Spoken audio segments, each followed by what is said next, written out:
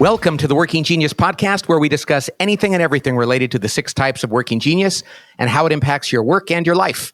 I'm Pat Lencioni, your host, joined by everybody today. We've got everybody here. We've got Bo, Cody, Tracy. We've got Karen. We got Matt. We got a whole crew. Cody, what are we going to talk about? Substitute galvanizing. That's right. That's right. What do you do when you don't got a galvanizer on your team? How do you replace that? How do you deal with that? Now, this is, we talked about it before. We said, well, what about all the other things if you don't have one of those? We said, yeah, it's true. You got to be able to substitute for all the different geniuses if you don't have one on your team. But this one comes up again and again and again. And it was involved in why we came up with Working Genius in the first place, because I was galvanizing and I didn't have it as a genius, but I had more of it than the other people around me on the team. And so I was doing it all the time, but just for like 20 years, it wasn't that bad. So then we recently found on our team of content, which is Tracy, Karen, me, and Matt. Well, here we are again.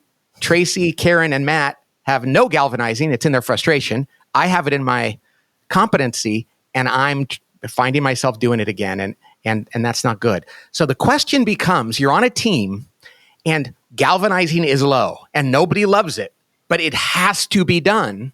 So we thought we'd have Tracy on here today, who doesn't like it at all, me, who's been burnt out doing it for 20 years, and 2 galvanizers, Bo and Cody, and say, what would you do? What advice would we give a team to get galvanizing onto the team without somebody with the G in their genius? Mm-hmm. Well, I love it. Our office has the opposite problem. It's me and Bo and Alan, who Bo and I both have galvanizing. And so our office looks exact opposite, where we're like spinning up energy and momentum around everything. So we might have some ideas. So give them to me, Cody. I am at a loss. We talked a little bit about putting some structures in place to substitute the behavioral pieces, but I'm not sure that works. So what is your advice to us? Yeah, and you don't, whenever you can borrow a letter from somebody, like borrow a letter, if it feels like I'm on Wheel of Fortune or something. But sometimes you can get another person from another department to come in. They've got I, and they can join your meetings when you brainstorm, or a W or something like that. Or, we need to outsource a little T. But Galvanize is one of those things that they kind of have to do every day. They're constantly keeping people moving, keep inspiring people, reminding them, pushing people out of their comfort zone a little. And so it's not easy to borrow that. So how do we structurally build this into our team so that it's not upon one person's personality or willingness to do stuff they don't like, but that maybe you can mitigate the gap a little bit? Well, Bo, I'd like to hear your thoughts. I got a few. So this is such an interesting question, and it's one that has come up, like you said, over years. I remember talking to a church, and they had no galvanizing on the executive team, and they said, we figured it out. We just print a handout every week, like a quarter sheet of paper, and we put it on everybody's desk to galvanize. And I talked to another team that said, we don't have a galvanizer, so we have a galvanizing meeting. Everybody just comes together for galvanizing. And in the moment, I want to be supportive, and I also think that won't work. I don't want to just be, I don't want to be cynical. And the last thing I want to do is be depressing to somebody who's listening who doesn't have galvanizing on their team. But prove me wrong. I hope that I'm wrong. I just think those structural substitutions do not do the same work as galvanizing. Oh, so you're saying we're screwed. We're screwed. Okay, that's good to know. We got to come to terms with that. I think it can be, substitute's a great word, because like your substitute teacher comes in and puts a movie on and you try to learn through movies. It's not as good as the normal teacher, right? Isn't that the only way you ever learn, Cody, is by movies, Mr. Yeah, that's how I got to where I'm at today. No, I think it is interesting. The first observation I would have is to remember that galvanizing is disruptive. It's a disruptive activity. So if you're going to build a structure or something, it has to be disruptive in a way that kind of shocks people out of that environment. That's why I don't think those quarter sheets of paper on people's chairs is going to do some of the work, because that's not actually disrupting any of the activity that's happening. And in fact, when I was in the office, and even when the office didn't quite have enough disruptive galvanizing genius, I would, and I don't know if I said this recently on a podcast, but sometimes I would go around and close people's laptops, right? Which was not a popular thing to be doing. People do not love it. That's pretty disruptive. And I love it. So I think in some ways, if you're building a mechanism for galvanizing, one, it would have to be disruptive.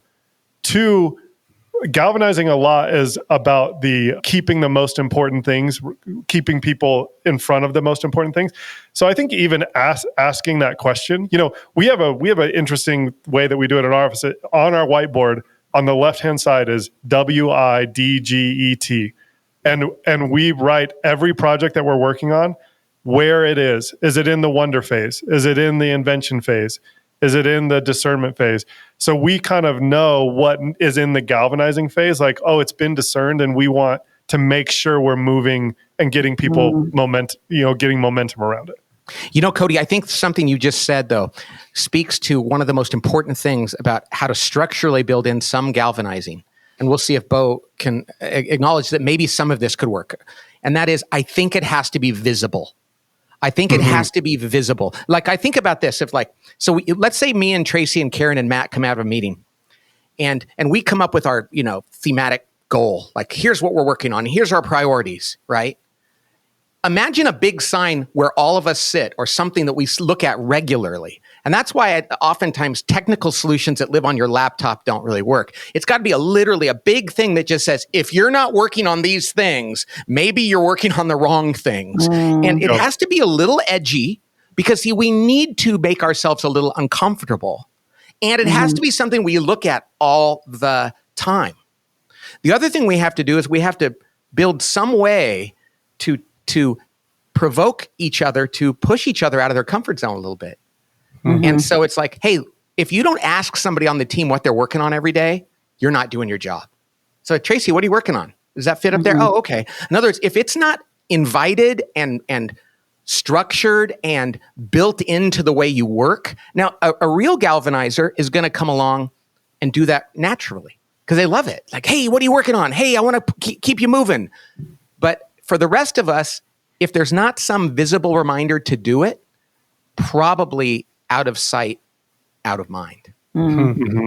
I totally think the visible reminder, Pat.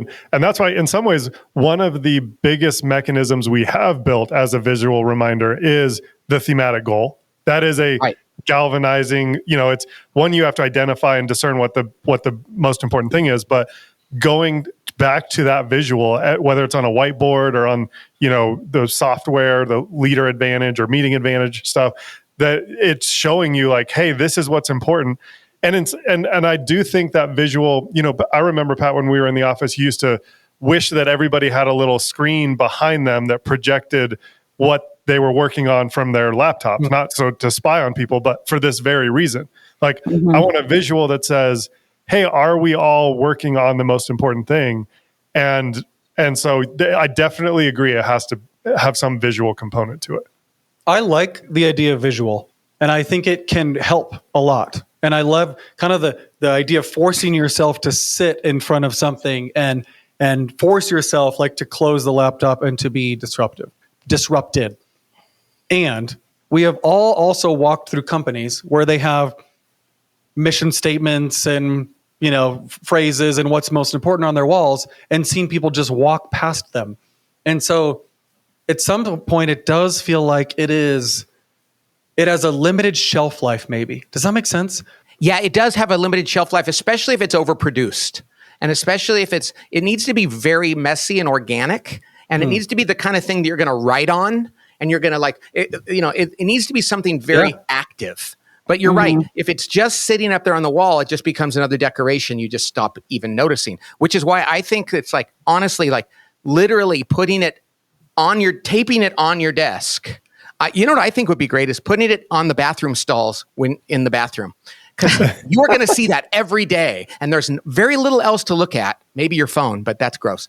But anyway, so the point is, I think if you don't do it in a messy, organic way, it's just going to blend in with everything else. But that's the challenge of this, is to do it in a way that makes people actually think about it. And I agree, because, Bo, what you're describing, like the decals on a wall or a placard on an elevator, it has to be living. That's like galvanizing is not a one-time event. It happens all the time, over and over again. So if there's not a living way for you to keep it active, Pat used the word active, then I definitely don't think it would work. The idea, Pat, you challenged us during one meeting to come up with the most ridiculous ideas we could around like promoting org health in a product way. And I was like, what if the password to your computer you had to type in what are you working on?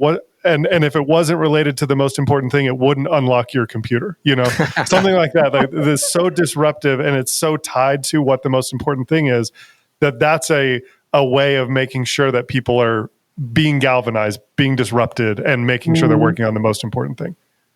Now, as we're talking about all of this, it's making me think, yes, I think some of these tools are helpful. And it's actually making me more want to encourage people to say, lean into the galvanizer around you. In fact, if you have no galvanizer on your team, look for the person who has it as a competency and even just say, I know that this isn't as life-giving and energizing and fulfilling to you, but we need it so much. I love the story, Pat, of, kind of equipping Cody to say, you are the chief galvanizing officer. I think more teams should do that, to say, hey, I'm the CEO, I'm not a galvanizer, or I'm the team leader, I'm not a galvanizer, but you are, and I need you to help be able to do this in a way that I can't do it. Now, I'm not saying the tools aren't helpful. I think the tools can be helpful.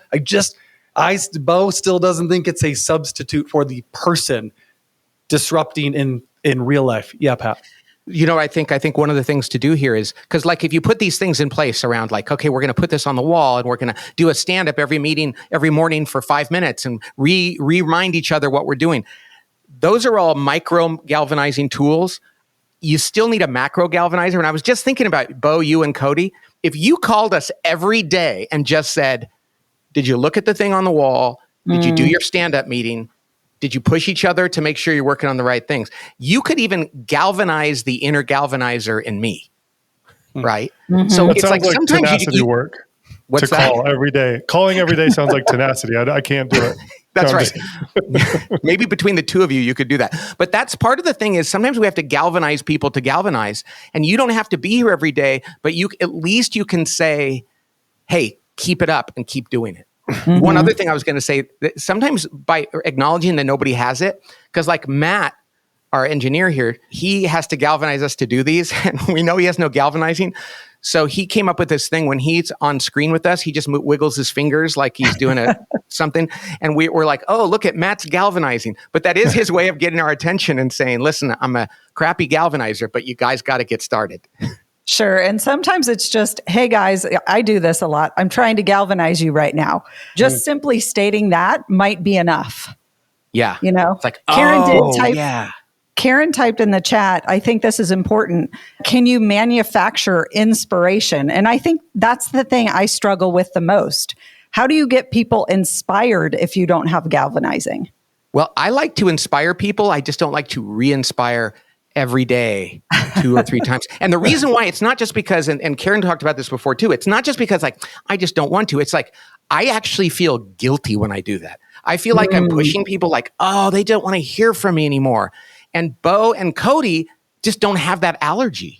They're like, yeah, I'll do it. Like Cody, I used to go by and say things like, I think people should shut their laptops sometimes and we should not.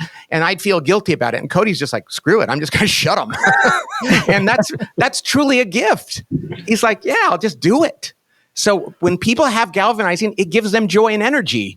For me, it made me feel bad. So it's not like poor me, but I love that question that Karen asked, the can you manufacture inspiration, which when we talked about galvanizing what they crave and what they're crushed by, the craving is reaction.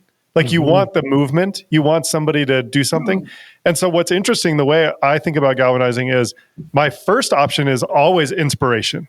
I actually had a friend of ours called and said, hey, we're trying to galvanize our teenage son to work harder at school. And the only thing we can come up with is that he can't play sports. Like we don't have galvanizing. How would you do it? And I was like, always start with inspiration. Like if you can get people inspired to move, that's the best way. And then but you're still interested in the movement. So if that doesn't work, then you can go around and shut people's laptops. And then if that doesn't work, then you can go around and start removing them from the soccer team or something like that. So, but there is a interesting relationship between like inspiration is part of it. And that's not exclusive only to galvanizing. I think that there's a lot of leaders out there who are wonders that cast the vision and inspire, or inventors and cast or even every genius could inspire. But the idea of wanting that response or that reaction is very unique to the galvanizer. Yeah, and when we took Karen off the soccer team for a while, I mean, her behavior changed completely. She was crushed. Yeah, I know I was mixing metaphors there. I love it. I love it. You know what I just realized why we're having this conversation about galvanizing, because it is by definition the most disruptive. Because if invention is disruptive, it is, but an inventor puts that idea out there and maybe it gets ignored, maybe not. A T is disruptive, but they actually will take it upon themselves to do it. The G, by definition, is galvanizing other people to change their behavior in the moment. And so I do think this is the one that I find that people that don't have this one in their competencies or their frustrations, it is the one people will go, I hate that. They loathe it. Yeah. I hate having to get people to do things that they already don't want to do. And for me, who has it, it's my third, but let me tell you, the difference between it being a genius and a competency is huge for me, because I really don't like to get people to do things they don't feel like doing. And I'll say this, I'm not in disagreement with you, Bo. I think the real thing, it's hard to substitute for the real thing. But if you're a team out there, I think stack ordering these things is kind of interesting. Is like, what are the solutions? Because I empathize for the team that's sitting across from us on the Zoom call. Like when you guys don't have galvanizing and the content team is really trying to get some stuff out there. I think obviously it depends on what you're capable of doing. The first one is go find someone and hire them if that's an option. Bring someone in who has galvanizing. There's no true replacement for the real thing. As long as they fit your cultural, the cultural norms. Yeah. Or the second one would be borrow someone, which you mentioned, like go find somebody and deputize them to be the galvanizer in that team. The third one might be some level of mechanism like this. Like, hey, if you can't hire and you can't find someone deeper in the organization, and there's really, maybe the third would be temporarily let someone use it as a competency, but then you have the situation that Pat runs into, which is it's kind of miserable to be that person that is required to do the thing. And then it can be a crutch and go on for way too long, which is what happened in our organization. So the fourth would be this, which is like, hey, what's a mechanism, a thing that we could do that would help us get some of the goodness out of that without getting all the value out of the live thing? And then maybe what you should do with that mechanism is make sure that people have bought into it, that they all see the problem, show the team map and say, look, we don't have a galvanizer. We need a temporary mechanism. And then I would just say, reevaluate it after a period of time. Don't don't assume it will work for 2 years without touching it and making it fresh and finding a new way as a team to agree to be galvanized. And something, I think it's important to say this, even if you do have galvanizers on your team, because you guys came up with this example, some of these tools are really important because you don't want to rely on a person's natural personality to do it. Make it visible. You guys have it on your whiteboard. Remind people, and then the galvanizer has to do their job, but it's not going to, if they don't show up or they don't feel like at that moment or they forget to do it, it's not going to bring you to your knees. So these tools are probably good whether you have them or not, but if you don't have galvanizers on your team, you probably want to do those.